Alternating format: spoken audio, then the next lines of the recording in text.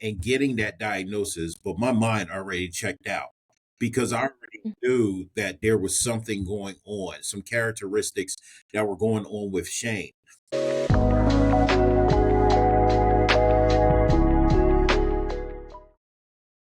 Welcome back to the Uniquely Wired podcast. I'm your host, Nani. And on this episode, we have a very special guest. And if you are watching on YouTube and you're seeing him, then you are most likely familiar with Jamiel, who does so much for our autism community. And I'm just so thankful for his life, honestly, and everything that he does, which he'll be sharing a little bit more about that during this episode. But I really want to focus diving into speaking about autism fathers, and how much they matter and how pivotal their roles are as fathers. And I feel like even though I'm not autistic, I do have ADHD, diagnosed at a later age, but I didn't have my dad throughout most of my life, right? So my parents got divorced at a very young age, and my stepdad took that role. But I feel like it's so different when it's your actual birth father than a stepfather, not to diminish stepfathers, that actually step in and do what they do. But it's just fathers in general, they're so important in a child's life. So, I want Jamiel to first and foremost to introduce himself and tell us a little bit about his story. And then we're going to dive into that topic. So I hate to introduce myself. I hate to talk about myself. Happy Pink Tuesday, everybody. If you don't have listen, if you don't have Wait, pink, can we just clarify that we did not coordinate our no, colors, y'all, by the we way? didn't do this. Great minds think alike. You know what I mean, like Happy Tuesday's pink. Um, you know, all right, let's get to the nitty gritty. All right, so my name is Jamiel Owens. I am an autism father. What I do professionally, I am the family relations coordinator at the Center for Autism Research at CHOP. What I do personally is I'm an advocate. I'm a father, I'm a husband, I'm all of the above. I'm a server, not only to people, but most importantly to God. So that translates back into people. And, I love what I do. And it came from hurt Mm, pride and ego and all of those things to where I'm at now. So I'm happy to discuss mm. and break down my life. Hopefully I can help another father or maybe a family. Yeah, I mean, I know you are. That's no doubt. And it's so good that you just touch on something, the pride and the ego. It's so common, right? For men. I know women have it too, but I feel like it's easier for us to become vulnerable compared to men, right? Because you guys are taught to be, right? I mean, we know what the word of God says, right? Being the provider, being the head of the house, but even being raised by fathers and you being African American, I know it's such a like pressure for you guys, right? To be strong and be tough and not show much emotions. And I want to say, and you can correct me if I'm wrong, I feel like when you become a special needs parent, mom or dad, that changes everything. Yeah. Like it changes your emotions, what you get emotional about, how you view people. Your compassion just becomes to another level. So, I'm just excited to talk about this.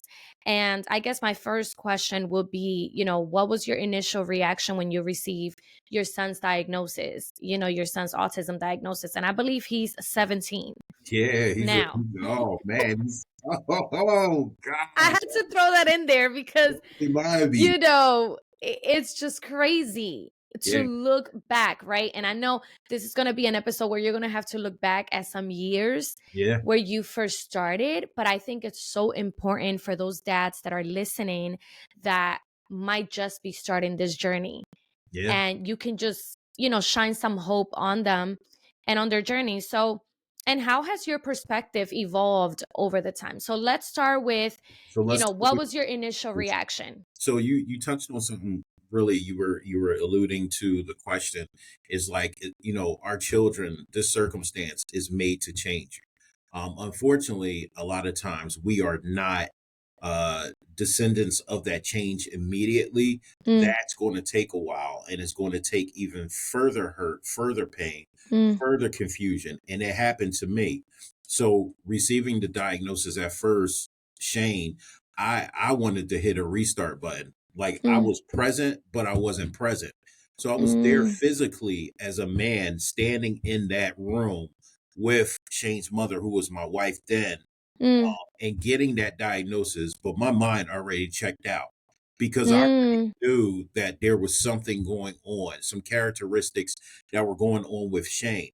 Now, you're talking to somebody that was raised in a single parent household until 16 when I was Wow. kicked out, and then I had to sit there, and I was kicked out, not anything malicious. My mom suffered from schizophrenia and depression, so she stopped Wow. and she kicked me out. So I was literally living, sleeping on people's couches and Mm, just trying to navigate the world at 16. And I I was like, why am I going to go through further hurt? This is not fair to me. So receiving that diagnosis, it was all a culmination about me and my mm, perspective. When as though it should have been about my wife at that time, how she's doing, how is her mental state, how is her mm, emotional state, and then most importantly, understanding that now I have to recycle everything I thought I knew about my son because now I have to look at him at a different light. So I didn't mm, do that. So, after the diagnosis, in a bedside manner of physicians was worse back then than where we're at now. And there's some cases where it's worse, but back then it was just like, here, go to paperwork, good luck. So after that, the car ride home was very quiet, and all I mm, wanted to do, and I think I did it, I can't remember back that far, is I immediately dropped them off and I went on my way. I just went, I was on my way. I went out, party, and did whatever I needed to do in order mm. to escape that. And Wow. that trembled into so many different situations that ultimately, we became a statistics of divorce. That Mm. was a even further rabbit hole I was digging myself into. But within that Wow. rabbit hole, I was actually able to unpack and uncover who I was, strip those things that I didn't need, and reconnect with my son. But keep it real, keep it transparent. That's after 3 to 4 years. So I'm not going to sit here and say that I've been around for my son forever. I Mm. was there. I was in and out, trying to make it work. And then I was just going for 3 or 4 years. So I missed the early part of Shane's life. I was not even there.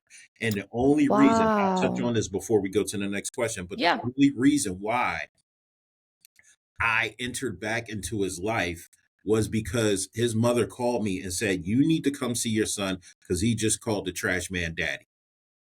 And you don't want, as a man, you don't want your child to call another man daddy. That has not that to me was like, I was like, bro, what are you doing? Like, what's going on? Like, you Wow. need to, if you don't figure out what you need for yourself yet, that's okay, but you need to be present for your. Right.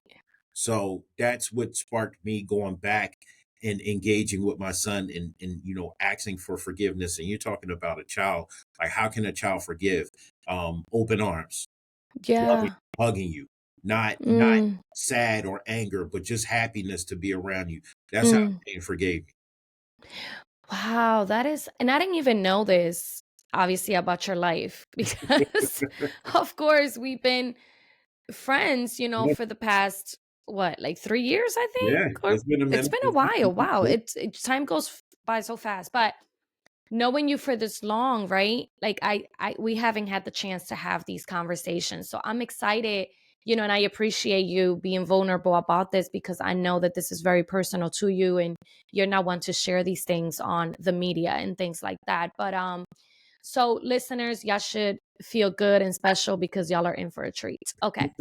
I'm just saying. So okay, so you felt like in that moment when his mother called you about, you need to be around your son's life. He called the trash man, dad, did you feel like that was like a wake up call or like a reality check? Like, hang on. Like, that's when that pride comes in. Like, oh no, I am your father. You ain't going to call nobody dad, right?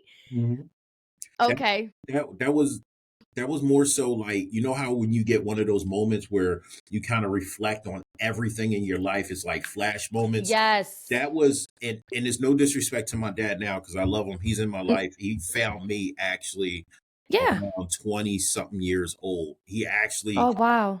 we have a cousin that works for the city, and they found me. So Wow. he's there. And I often make a joke about this, and it kind of helps me is that, God knew that he needed to be there because he was going to take my mom home.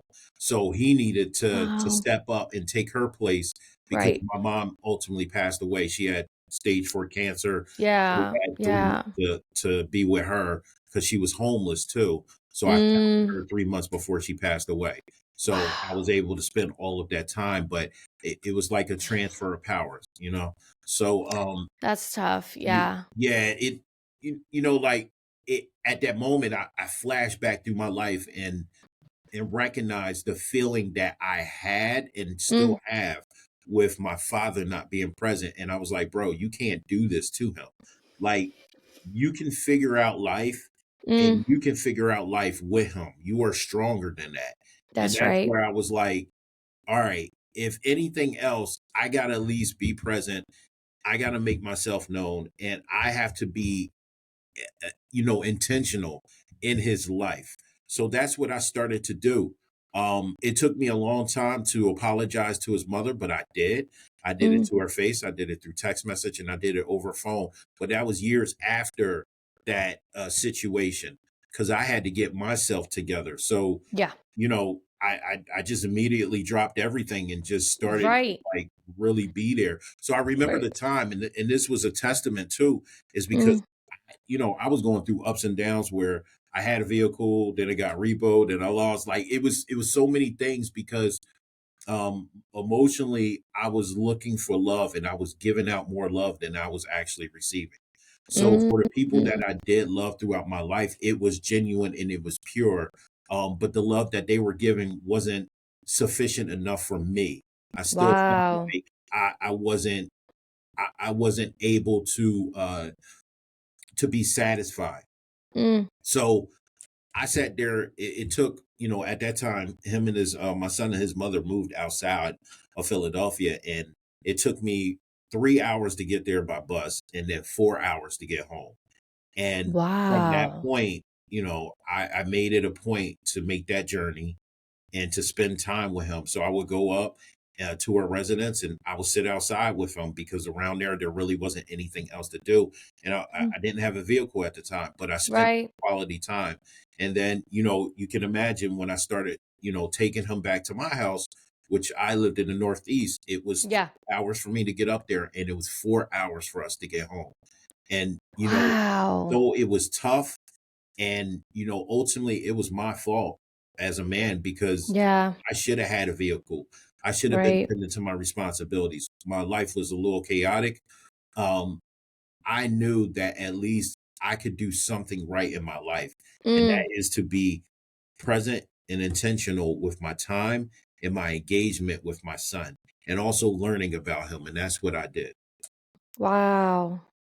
Oh my gosh. I'm literally like shook. Yeah, Like, that's crazy. listen, there's a lot, like, even if I Right. Right. did not put in there in my life because I want to respect that everybody has a story, right? So I don't want Yes. to make mine's like the most tragic story because it's very No. No, no, no, no, no. I mean, well, it's part of your testimony. It's part of the man that you are today, right? yeah, It has shaped you. yeah, You're fact, no longer that person, right? You're better. yeah, And you can look back and say, man, I went through that, but I'm not my mess. yeah, I yeah, God was able to make a message out of my life and what I experienced. And so it ended with you. facts. And I've been seeing reels about that, right? It it ran in my family until it hit me. It hit And you, yeah, I tell myself that too. I'm like, no, divorce ended with me. yeah, It came to my door, it ends here, yeah, right? It's not going to happen. I'm not going to be another statistic. I'm not going to be another repeat of what my parents had to go through. Um, and so, how would you say that your perspective has changed now? Like how are you viewing your life now, right? I know you remarried, you have another child Yeah. who's Well, younger. yeah, and just horrible. Like, He's so cute. you Yeah. listen, you over 40 or you close to 40 right now, don't do that. Don't pull that trigger, yo. This is crazy. I'm Like, cracking up. Well, Tony did. Well, he just turned 40, so yeah, Tony's cool right now. He good. He the kids are not that little, yeah, He was right still in his before that. 30s. But bro, 40s, you nah, man. Man, I'm 31 and I'm like, I'm over life already. I can't imagine when Yeah, I'm there. that's it. Yeah, yeah, yeah, yeah. So how would you say your perspective, is different now compared to that time? I still battle with things that everybody battle with. So, I want to I want people to understand like there's nobody on this planet that's not battling with something. So I'm not holier than thou, I'm not, more successful than anybody. I still deal with the everyday struggles of a man. Everyday Mm, struggles I deal with them. yeah. My perspective, though, is that I'm not angry at people. So I used to be angry at the entire world because of the hand that life dealt me, right? So Mm, my mom, Shane, um, just me, where I'm at in life. Back then, I was very, very ambitious, but my ambition was ran off of anger. So I would still be a go getter, but in the same token, if you ask me for help or anything, I'm like, nah, get out of here. It's like you were survival of the prideful. fittest. Yeah. Yeah, like it was survival of the fittest for me. Like you either roll with it or you get ran over. Like that's how my Mm, mentality was where I'm at currently now in the structure and the shape, because I'm gonna say this because a lot of people are disagreeing with this statement, and they might not, and they mhm, might not see it now. But Shane was a blessing in my life. Shane literally, so God knew I needed to understand God's love, and it's hard for a lot of us because mm, there's nothing tangible that you can understand. Even reading the text of the Bible is hard, right? For some people, mhm. because you're like, what, like these people, this language, like I'm not getting this, right? So what God did was he gave me someone tangible to express every characteristic in which he has that he's trying to open up in me. So using me as a vessel, me trying to emulate or be Christ-like, right, means the compassion, the empathy, the love. I had none of that because I was scarred and I was hurt about the circumstances. Shane let me literally unpack each one of those emotions, Mm, open up my heart in a way to where I'm at right now. This is the reason why my name is known and is mm. known because I have the love for every single person. I don't care if you're black, white, Asian. I don't care who you voted for. It doesn't matter to me. If you are in this space of neurodiversity, I roll with you. I bang with you. You're my family. You're my brother. You're my sister. And Facts. I love you. Then Yes. when we talk on the spiritual level, if we both follow Christ, that's what I'm going to take it by. Until you show me otherwise, that's what I'm going to go by. So Shane is the center. He is a gift in my life, and I implore every autism mom and dad, grandparent, aunt, uncle, caregiver, you really have to sit down and wonder why this person is in your life, because there's no mistakes in anybody that you meet and anybody that you love, or there isn't any mistakes on any child that you have. So what is this person supposed to do in your life to change you? Because we're Mm, all trying to get to that level of being different or being as good as possible, whatever that is, right? So Shane was that, and he wow. he he really, all of this that I do is really because of him. It's because of God, but God was Mhm, like, I'm mhm. gonna send you somebody Right. tangible that you can hold, that you can talk, that you can cry with, that you can build with.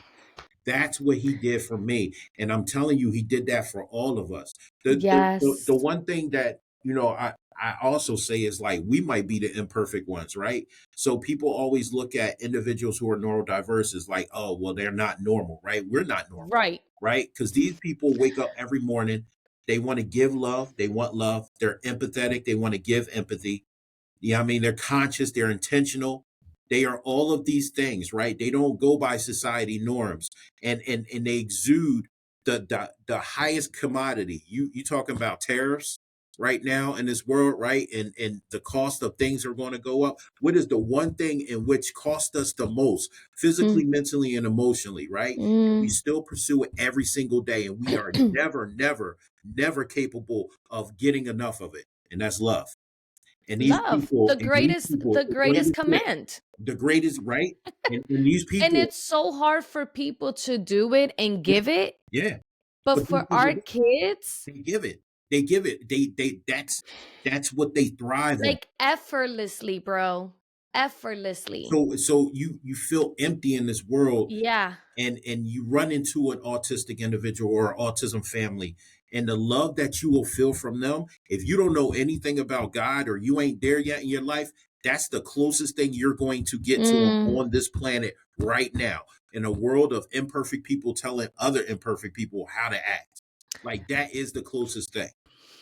I, first of all, we're speaking the same language, okay? Because seriously, this is the conversation I have with my husband a lot because obviously being a Christian family, knowing the word of God, right?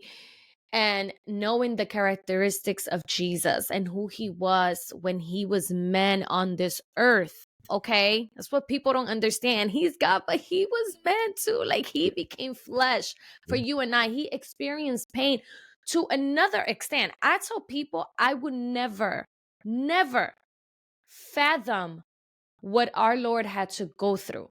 oh, Like, how am I going to sit here and complain because my child having a difficulty? Yes, it sucks, and it's a struggle, right? And it stings our heart that they still can't do certain things, but there's still hope. yeah, yeah, And as long as you have hope, and the Bible tells us that if you have faith like the seed of a mustard, yeah. okay, look up the seed of a mustard on Google. I'm telling you, Small, so small, tiny, yeah, so tiny. That's all God is requiring of us. I mean, who are we to say that he can't do the impossible? He is the God of the impossible. yeah, 100%, And so when I look at my kids, it's the same thing, bro. I look at them as the image of God. as you should. I'm just like, man, they've taught me so much compassion. The fruits of the spirit, okay? My kids are constantly resilient. They're persevering every single day. Yeah, We are working so hard every day for them to be liked by the world. yeah, Like, why do you ever thought about that? Like, why our kids have to sit there and get so much therapy to be like everyone else? Quotations for those that are listening in other platforms. Like, we're, seriously, we're like, putting, so why? I listen, just got a pin, bro, that literally says define normal. Like, yeah, like, define normal to me because I know I'm not. there's no definition. Once again, you have imperfect people Mm-hmm. telling you what normal is, right? Right. You think about the term, even the word, it was defined, it was made up by an imperfect person. So Mm-hmm. we can't even go by that. Right. To go deeper into that is that people are not going to identify um, with their pain and then God in the same structure, right? Mm-hmm. Because it's like, oh, well, I heard he's this and he's that and he only blesses people. So why do I have this child with special needs? And the Right. thing about it is that it's not because of you. This is a story that uses you and uses that circumstances, but it's about a bigger picture, right? So Mm-hmm. there is no accidents that are made with anybody. I remember there's like one of God's disciples was handicapped, right? And he Yes. asked God, well, why don't you heal me? Mm-hmm. And God just looked at him and was like, because the way you are is the way I need you. Yeah. Well, people need to see you in your Mm-hmm. physical form and what you're going through, the problems, the challenges that you're going through, because that's going to motivate them to have Yeah. faith in me to go through those challenges. Mm. So people who are autistic, let's talk about, self advocates, right? They're in this world and they're navigating, they can't find employment, right? It is our job as a community to help them, to exalt them, to the possibilities of what they can be. But at the same time, they have to walk this in their shoes to show the world, like, hey, you don't have to fit by society norms in order to be you respected, their autonomy to be respected, for them to gain success in whatever form that looks like to them. You can live just like me and still be a contributing member of society, a part of this world. And Absolutely. that's why it's like people, I tell autistic families all the time, autism families, excuse me, and even autistic individuals who I consult, I'll be like, do you guys have any faith, any faith in your family? Are you faith driven? No. I'm not here to tell you who to go with, but you need to find something. The reason Mm, being is because the accountability is going to be much greater than man if you follow that faith. You can mm-hmm. sit there and go to someone else that is messed up, and Mm, then they're going to tell you something, and now you follow their tracks. But if you are able to go home and read something, watch something that falls in line with your spiritual beliefs, you are now on an accountability level that's above the rest. You're able to yes. love your family better. You're able to hold hands with your 17-year-old autistic son when they want to lock fingers and not be ashamed in public about it. Mm, These are the things that you are able to do. So yeah. it's a hard pill to swallow. It's a hard Yeah. ask for some people, Yeah. and it's something that you have to do over time. You do. You do. And I couldn't agree more. And I love your perspective. And I mean, it's just incredible what you have already shared, about what you had to go through to where you're at now. I mean, it's a testimony of what God can do with our story. Like, that's it. I always say this: if you sit there and you're constantly thinking of the negative, of the things that your child cannot do yet, okay? And you're just stuck on that, you're going to be miserable. Mhm. You're going to be miserable, but you're choosing that. You can't blame nobody else. You can't blame God. You can't blame your friends, your parents. You have to blame yourself because you are putting yourself in that predicament. Like, God has given you a choice. And so if that's your choice, then that's what you've chosen. Like, you know me, Jamel. Like, I mean, anybody that's listening that knows me and follows me, I am what you see online, you'll get in person. And I feel like I'm always such a positive person, but it's because I've grown up to be that way.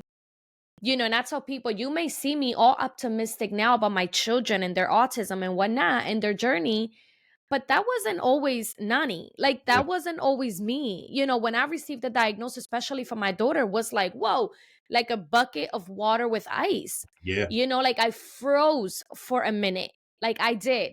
Actually, not a minute, for a while. yeah. But it was a lot. And now I can look back and say, man, it was worth it, It was worth it. It's because I one. wouldn't have the community I have now. I wouldn't have the opportunities. I wouldn't have met the amazing families and people like yourself that I've already met, and build the community. That's Mhm. what it's all about.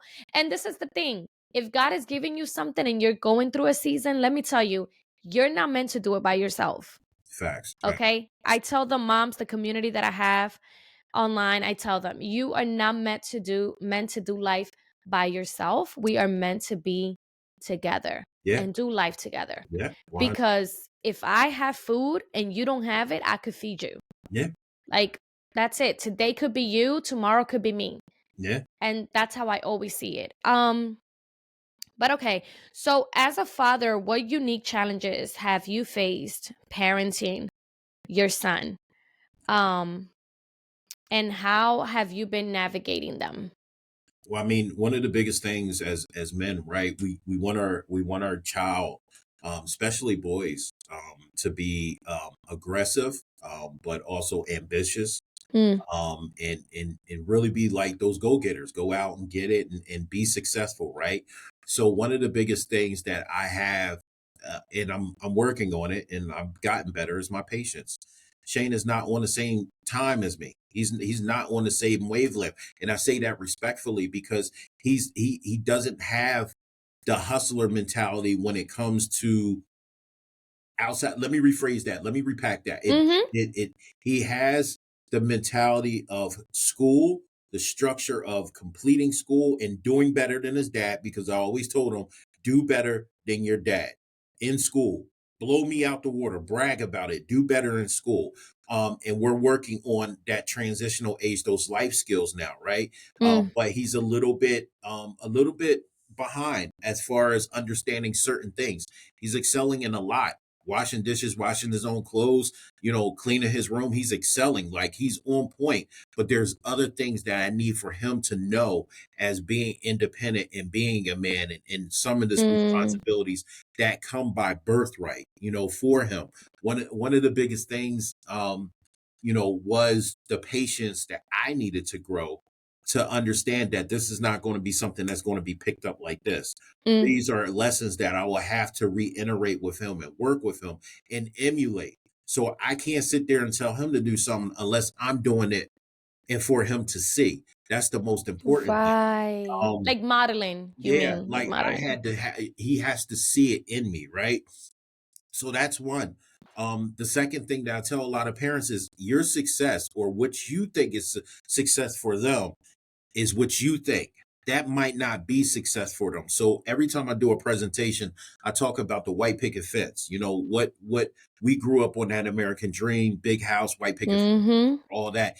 That not might not be the route for Mm-hmm. your loved one. They might be comfortable in a one bedroom apartment with their service animal, right? Or their companion, right? Or they might live on a farm, right? With all these animals, right? But that's their success. Take your success out of their success.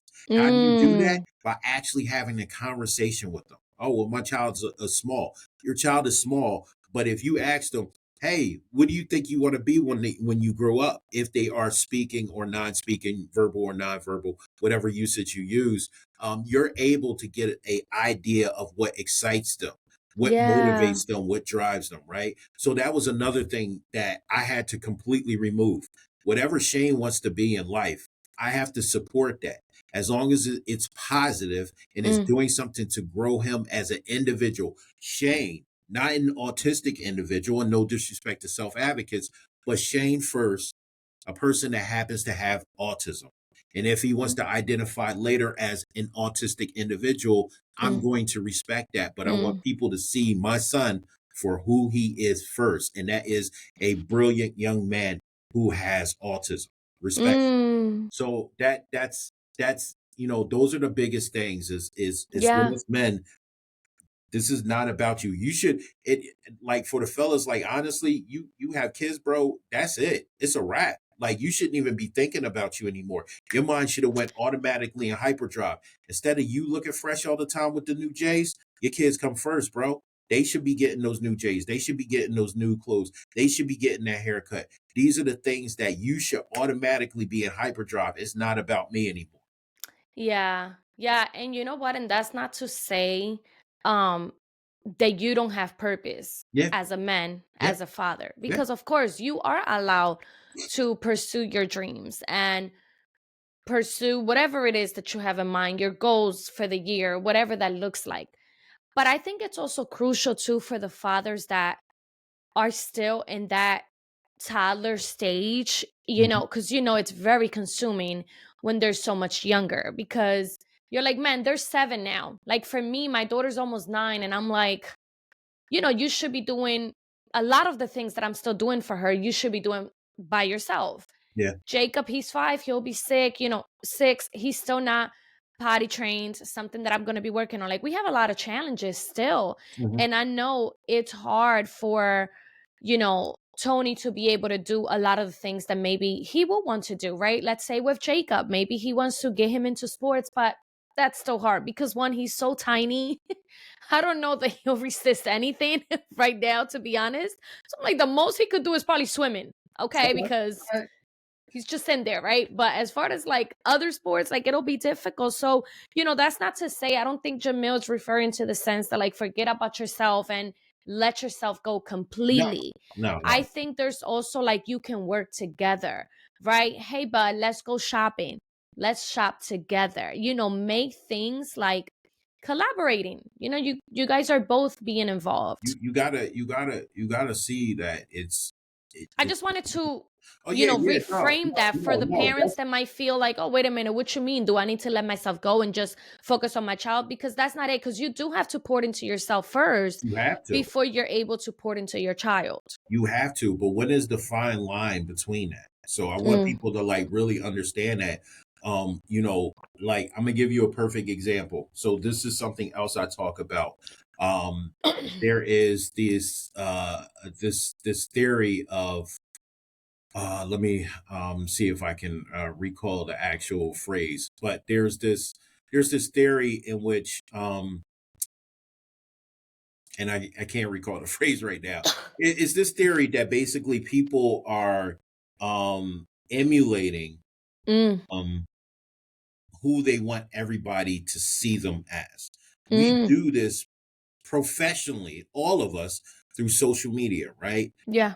So what they're and I can't I wish it's a You're syndrome. good. You're good. I'm sorry, it's a syndrome, but I talk about this.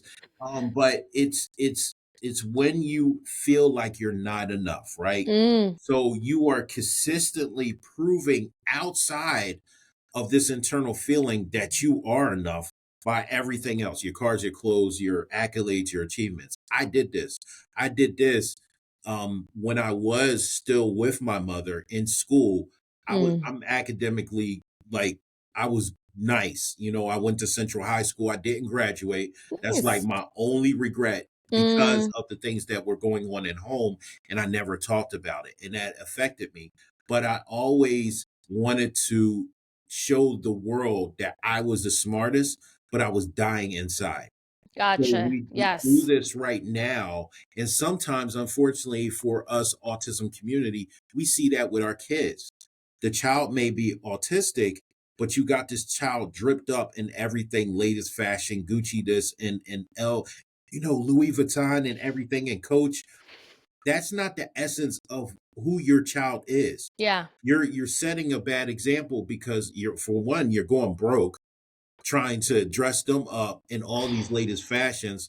That money can go to a service, some type of therapy that they actually. Yes. Let's reinvent Yes. the wheel here. But Mm-hmm. you're also too is going to program in that child that this is what matters in life. So Yes. you are literally basing yourself, you're putting that on that child. Mm-hmm. They don't deserve that. And this is Right. today. You know a mom, you know a dad that's actually doing that. I congratulate you. That's what's up. They're fresh. You can afford it. That's cool. But what else? What else can I know about your child besides the autism? What else makes them different in this world? How can Yeah. I connect with them emotionally? Because I can't connect them past that polo.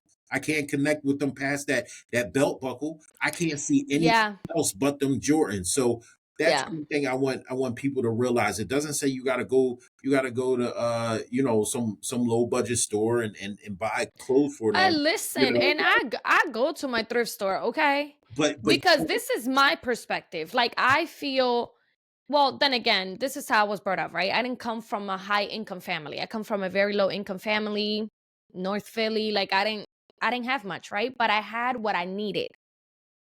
That's it. Not what I wanted, but what I needed and was needed in the moment. And so my mom always brought us up like, listen, if we could get you your New Balances, we'll get you your New Balances. If not, this is what you gotta get this is used what you to. gotta deal with. And That's that's fine. And so now as an adult, I'm like, I'm not ashamed to go to the thrift store. And for my kids, let me tell you, I'm not, it's rare when we get them a brand new pair of sneakers because I'm like, y'all gonna outgrow it. or you Within the going next few months, you're gonna be a trash whole them. new size. Yeah, like y'all gonna trash them. Like why am I? Well, Exactly. So sis, I found my son, bro, New Balances, brand new, at the thrift store for $10. listen, imposter syndrome. For all you people, look that up because the imposter syndrome in which society depicts is for us as adults who are trying to emulate who we not are, right? But if you look at it for the autistic caregivers, the mom, Yeah. the dads, they are transferring that to their child by putting their child in these clothes and in these situations that without them Yeah. Without them, their child would not be in that situation. And Mhm. that is something that we need to work on as a community. Hear me Mm. out though, because a lot of people be like, "No, what you talking about?" I want you to listen, look on your feed and look at them autistic, families and community members, and look at it and see, be like, this is crazy. Like I'm seeing Mhm. this, I'm doing this, and I'm seeing this. There's Yeah. no issue with you getting the best out of life and Yeah. exploring that and purchasing that. If you can do it, bravo to you. I'm not hating, but I'm just like you. I came from a single parent home. We had things cut off. We had, no water, no electric. I slept on porches and couches. Right, So right. I made it in a intimate decision to form this imposter syndrome, to say, oh, well, you may have more this, clothes, and sneakers, but you're not smarter than me. And that was Mm. a condition that I grew up with because I came from the hood. And then what Mm. I started to do in this journey, when I started to be back in my son's life, Shane's life, is I started to do that same exact thing. Oh, I'm gonna get the latest Jordans for him. I'm gonna get this. I'm gonna make sure he's fresh. And I'm filming him in his freshness, but I don't let you know who truly my son is. Mm. That he likes the simplest things. You're not showing, right. You're I'm not just showing the showing the truth. creative. Exactly. So what am I doing but just passing that to my son so he can continue the cycle of that? I'm Yeah. telling y'all, like I had to sit back and look at it, and I'm like, this imposter syndrome sounds familiar. It's because we Yeah. do this a lot in the autism community. You just touch on a really good thing because I do see that a lot. I do see the, oh, let's go on vacation, let's do this, but we're not posting those struggles. We're not posting those good things that our children have. And I've met people that literally I see their kids dripped out and they're out here talking about, well, therapy's expensive, but you got $100 and something to spend on a pair of sneakers for your child. Okay. $150 for a pair of shoes. I'm telling you, the other day I was trying to find some New Balances for myself, and I'm just like, I refuse to spend this much money. Like I cannot. I could get a whole outfit for $150 Facts. less. Listen, facts. And not that there's anything wrong with that, because again, if you have the money and you're good steward, you're storing your money correctly, listen, give yourself that luxury. Do what you got to do. I wish I could do that with my kids, right? Go on vacation here and there, take a cruise, do other things. Doesn't happen, right? Not that we don't have the money. We Mhm. can do it, right? Yeah. But we choose not to because we know that there's priorities. There are things that I got to take care of. And there's going to be times in your life, you guys that are listening, that are in the autism journey, that you're not going to be able to do a lot of the things that you thought you were going to be able to do. Hmm. And that's okay. There's nothing wrong with that. It doesn't mean that you're never going to get there. You can get there. However, I feel like the early stages of the autism journey, especially when your child is younger, is so crucial. Yeah. They need your attention at all times. This ain't about let's post on the gram that we went on a cruise. Yeah, no, no. It's the early stages are the if you want to put it, since we're brother and sister in Christ, is the Hmm. wilderness. That is literally the wilderness stage. You will not know which is from right from left, Right. where to go, who to trust. Key thing, who Mm, to bring around your child, who to trust in your family. You won't yeah. know none of these things now because Yeah. you're in the wilderness. This is meant to grow you. Yeah. You have Yeah. to take that time, and that's another thing. I wasn't intentional on my journey through the wilderness. I was just Mm, like, bro, I'm not for this. I don't want any part of this. right. His mom was through that, and I definitely appreciate what she did because without that, Shane would have been lost too. So Yeah.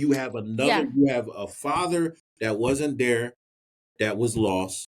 Now his son seen that, and now he's lost like his dad. And then now I have a son that's actually seeing me from what my father did, and now he was lost, and it didn't work out like that. Thank God it didn't Right. work out like that. Right. So Right. he was there was a lot of education that I had to pick up on. Once again, destruction of ego and pride. That there's nothing more terrifying. I'm gonna let you talk. There's nothing more terrifying and demeaning as a man than going to an IEP meeting and having to introduce yourself to every single person that didn't even know you existed. And I had to do that. And I had to sit there and apologize to each and every. I don't know these people. Once again, Wow. I'm angry at the world. Why am I Mm-hmm. apologizing to you? I don't owe you anything. Yes, I did. You know why? Because these educators that were working with my son and still working with my son was Mm. charged with the responsibility to help him be successful in the format of education, and they have done their job. Wow. What I failed to do was to be a real man and a real father and actually be there engaging with them to help the continuous care for my child. So Mm. I had a responsibility to apologize to them and say, all right, I'm here now. Let me roll up my sleeves and get active. Right. Right. But it's so good though that you recognized it. You recognized it and now you're present and you're there. And I feel like, and I just want to say, like, we are constantly evolving. I Yeah. feel like for the neurotypical families, you kind of know, oh, once my child turns 18, they're going to go to college, they're going to do their thing. Oh yeah. That's not our life, right? Our life changes, but so different than that of a neurotypical household. And that's not to diminish, right? Because we all evolve, we all change. There's different stages in life. I feel like now we're entering pre-puberty with my daughter. Okay. Eventually I'll get there with Jacob. And then, you're entering adulthood, right? Yep. Which is a whole different ball game. And I just interviewed someone the last episode that's out. We spoke about the middle school transition from Yeah. elementary school to middle school. And it's constantly a change in our lives. And I Yeah. feel like it looks so different. It's so different from what the world is used to seeing, Yeah. Facts. right? Like my daughter's changing. I'm worrying about bullying. Okay. Soon she'll Yep. start dealing with acne. She'll start Yeah. dealing with things. She doesn't pick up on those things. That's She cool. doesn't pick up on the bullying. She Yeah. doesn't have those social cues that The she's social picking up on. cues. But best believe she has a mother that does. Okay. Okay. Okay. 100%. I'm The okay. the Don't get bullying. me started because I'm like, hang on. But this is the thing, bro. Like, we're not there all the time. Yeah. And that's what hurts because you're like, you want to be sheltering your child forever, but you can't because they have to also be their own person. They have to also pursue their own dreams because they have it. Just because they're autistic and their brain works different does not It's mean not mean they that don't you have don't have dreams and desires. facts. They still have desires. Facts. So it's just it's so important to keep these things in mind. um but I want to ask you this question, how do you balance work, personal life, and just being an active advocate for your autistic son's needs? I know you do so much for the community, and I feel like the people that know you, that's all they see, right? They're not seeing Jamiel's sacrifice. They're not seeing his work behind the scenes, what's not posted. Because that's the thing. People need to understand social media is social media. We're going to post Yeah. parts of our life because first of all, it's nobody's business what we're doing behind doors, Facts. right? I'm going to post what I feel like I can post, right? I'm not going to post my child on the potty because first of all, that's real personal. I Yeah. could talk about it, but I'm not going to show you a video of my child Yeah. struggling on the potty. Yeah. you know no shame to whoever does it. You do it, that's your platform. However, this is just how my platform is. And I feel like when we see Jamiel, right, and those that follow him, um we don't see a lot of that preparation side, right? Oh, this is what I have to do to prepare. This is my schedule during the week, right? Because it takes time. So, how do you do that? I'm gonna tell you right now. I know this is a part of my journey and my passion and purpose. So everything I do is because God. I could Mm, not wake up tomorrow. I could have not waked up this morning.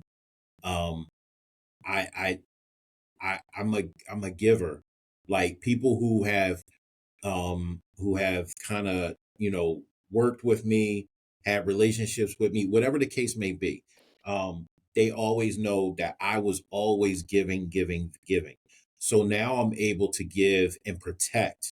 That was something with me being an ex corrections officer, trying out for Philly PD. Some people know me from my agent days, the armed security at clubs. Like I used to do that all the time because I felt empowered to protect people. mm, So now I'm able to protect people, specifically people who are amazing, awesome, like my son.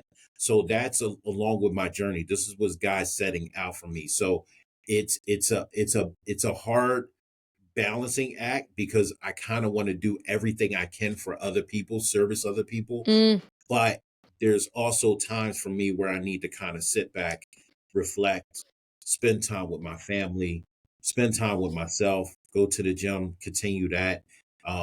Listen to my jazz music, things that I do outside of that. It's becoming more of a consistency, a consistent battle with me to maintain that fine line mm, between professional and personal. So what yep. I do is you see me on my platform on Instagram, and I may post for a good week, and then for like another week, you're like, dang, what's going on? Listen, it I'm happens. It doing I'm happens. busy and doing stuff behind the scenes that you can actually get the results from versus me posting something on social media that are going to have these invisible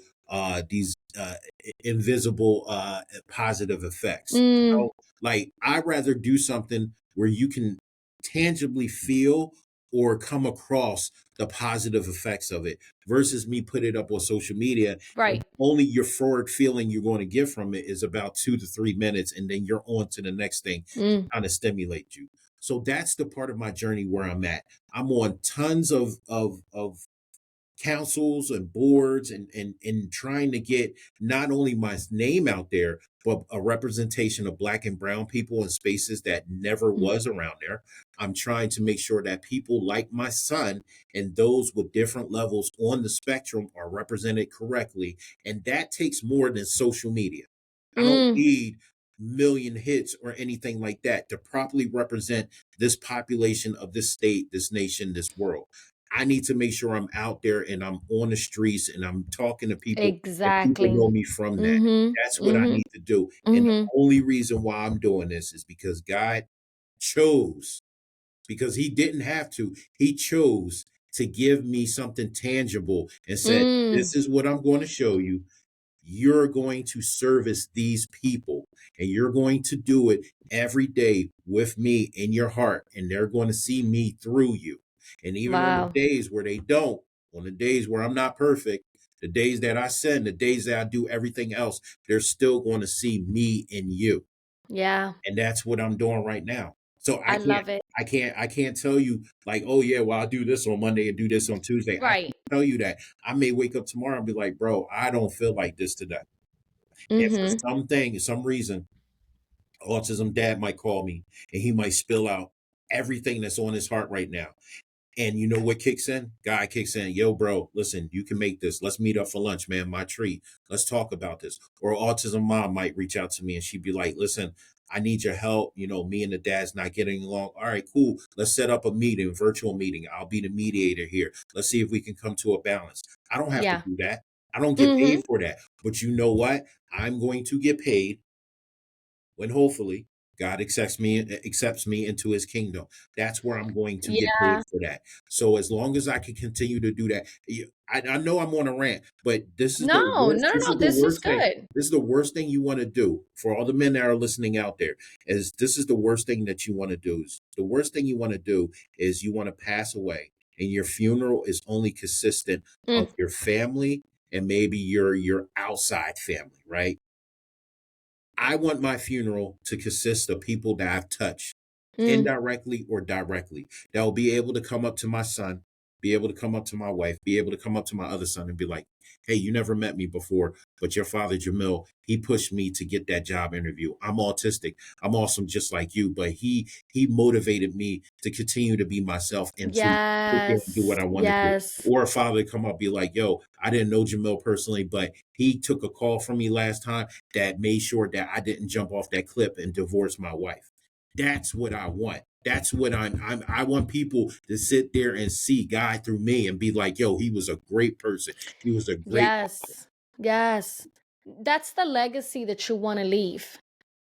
And I love that so much. I feel the same way. I'm like, if there's anything like I just don't want spectators to just come to my viewing, my funeral. Like I want people that I've connected with on a level that I have not been able to connect with maybe people that I've known longer, Yeah. right? Because it's so important to be the hands and feet of Jesus, right? Because that's what he calls us to be. When he was in this world, he was not in four walls, Yeah. Right. okay? He was out there doing the mission, the Great Commission, No okay? He was cars. No out cars. there They was walking. All feet. do it. All feet. Yes. All Yes. feet. They was Okay. With the walking. Jesus sandals. Okay. With the Jesus Air sandals. Jesus. Air Jesus. Don't play because he walked on rocks. He walked on all the things. I'm like, dang, this man had wild feet. Okay, Lord, I'm Yeah. gonna need you to fix it over here. But you know, it's just crazy. But that is literally what he calls us to do. And so when you see people like Jamil and myself being such givers, being people that just want to bring community together, want people to feel loved and seen, that's because that's what we learn from Jesus. That's what we learn from his story and what he had to go through. So you're not alone, and so I love that that's the legacy that you want to leave. That's the mission. And that's beautiful. Okay, so my last question, what is an advice that you will give to other fathers that are listening, right, that may be struggling to find their role in their child's autism journey? And this is a good question because I feel like 9 times out of 10, moms are very involved, right? And that's not because dads don't want to be involved. A lot of the times, the dads obviously are the providers, they're working full hours. My husband, he works all day. Hmm. He's gone by like 6 in the morning, doesn't get back till 6. So he has long days, right? Meanwhile, I'm the one that's carrying most of the weight when it comes to the kids, the emotional part of it, the mental state. Not to say that men don't have their mental load, because Yeah. I think you guys have that pressure of like, oh, I got to make this money, I got to provide, bills got to be paid somehow, right? So they're still there. I don't believe in diminishing and all, this role is more pivotal than the other. No, but at the end of the day, what's that advice that you would give, especially as a man who's constantly working, constantly involved in the community, who's married Hmm. on top of it? You have two boys to look for. So, what's that advice that you would give that dad that's listening? I mean, first off, your faith has to be top priority over everything. Mm, This is something, so I'm speaking from my existence. Anything that I say right now is because I either went through it or I'm going through it. We are uh, programmed to be providers. The parameters in which providing is set is not defined. mm, It is very blurred. So people say, "Oh, it's financially," but if you're doing it financially, you're struggling with intimacy with your partner. You're right. struggling with intimacy at home. You're struggling with intimacy with your spiritual creator. You're struggling with all these things because you're worrying about providing. Um, the best advice that I can give for men is that you have to understand that you are the head of that household, right? Even if you're a single man, you're the head of your household. Everything that flows through that household is a result of your action and is a consequence of the choice that you made. So you have to sit there and you have to make these choices. You have to look at your actions in a way that not only self-reflects the character that you are, but if you're a family man, represents your family. And when you do things like that, you start to take in consideration, well, before I pull the trigger on this, let me talk to my wife to see what she thinks. What man wants to do that? That's an ego jab. Right there. But I'll tell you like this, consistency with communication, working together as a team is going to make sure that your household elevates to a level that nobody can sit there and touch, right? The level up, the glow up, everybody be Yeah. talking about. That's where that comes from. Um, for men, when it comes down to looking at their child, you have to die to yourself. You have to grieve the death of the child, the thought of the child that you are going to have. Grieve that. Do what you got to do. Cry. And this is for moms too. Cry. But you cannot stay stagnant in that space. Once you grieve, which I can't tell you how long that's going to be, it's time for you to pull your pants up, pull your britches up, whatever. And it's time for you to get to work, to kind of understand how now you're going to understand your child and how Yeah. you are going to make the world understand who your child is, the difference which he or she has, and how to respect them as the person that he or she is, respectfully on everybody else. Absolutely. The last thing for men, the last thing for men, very, very, very, very, very important, because I'm still learning through this today. Um, man up, man up. Don't be one of them men out here that says you're a man, but you're a little boy in a man's body. It is time for you to put the action to the test. If you don't want to be with her no more, you need to man up. If there is a issue which you have started, you need to man up and you need to correct these things. If you have not been in your child's life, you need to rekindle that relationship and know that it's your fault. It is time for men to really take hold of what they see in society and what they know deep down is right and where they're supposed to be in their lives. Tomorrow's not promised. There's too many. You can look on news today. There's so many people on social media, so many people who are getting killed young, doing dumb stuff. Just those pivotal things. Focus on those. Wow. That is so beautiful. I love everything you said. And it's true. And men up. And you know what? Can you just share with the men that maybe don't know what that mean? What does that mean? To tell a man to men up. What does that look like? Listen, bro, it for men to like kind of understand that you have to not take everything as a jab to your pride or your ego. If your partner is telling you something, they're communicating with you. You got to listen intentionally. When you know your limitations, you have to be open with yourself and be like, yeah, you know what, I can't do that. Don't overexert yourself, overspend, do all these things to impress what? Somebody for about 5 to 10 hours? Like, it's not worth it. You have to be realistic and you have to be proud. You have to be really in tune with the man that you are and what you bring to the table. If you're not ready for a relationship, then you need to say that. If you're not ready for a marriage, then you need to say that. That's a part of manning up, is being Yeah. real to yourself, knowing what you are able to do and what you're willing to do versus what you're perceived as doing. Mm, So that's what it comes in those type of words and those type of affirmations and reality checks. I'm sorry, ladies, can really only come from other men. So yeah. your circle got to be strong. If your circle is weak, meaning that they'll kind of pat you on the back, buy you a drink, y'all in the bar with some beautiful ladies. If that's your square, if that's your group, and that's how Mm, they get at you, then that's a weak group. But if your man will mm, sit there and be like, yo, come over, let's chop it up, let's talk about it, and he'll talk to you and offend you in the name of love, then that's a strong circle right there. Those are the people that you actually need. that part. Mic drop. All right, guys, we are done. That was so good. Well, I mean, thank you again, Jamil, for taking out of your time to bless the listeners, the fathers that are listening. I know this is going to reach many of them, and I'm just grateful for all the insight that you provided, for being vulnerable, and I'm glad none of us cried on the Oh yeah, yeah, episode yeah. Not, today. not, That's, not, not. I'm proud of myself. I'm very proud of myself.